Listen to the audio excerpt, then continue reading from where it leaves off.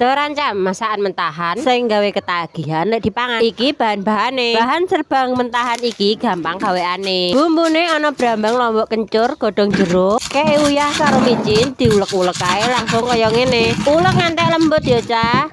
Lali Cah, terasi bakar ora kerikot, langsung ketokno ae irisan kacang lembut kaya ngene. Kacange diiris kabeh ya, Cah. Tambahi cacahan timun. Wis iris ae sak seleranem, Cah. Nek wis bar ngiris timun, langsung ae iki tauge karo lamtorone tuwa tak lebokno. Nek wis nyemplung kabeh, karek klopo parute dilebokno pisan ya, Cah. Nek wis bar ndang dicarup ae, carup tangan ae ngene, wis gak masalah, tanganku wis iresik, wis bar ijik. Bahan mentah iki gampang gawe cepet lho, Cah. Dadine satset. Wis ayo ndang mangan ae, tak pekno sego iki wisan karo tempe goreng ae.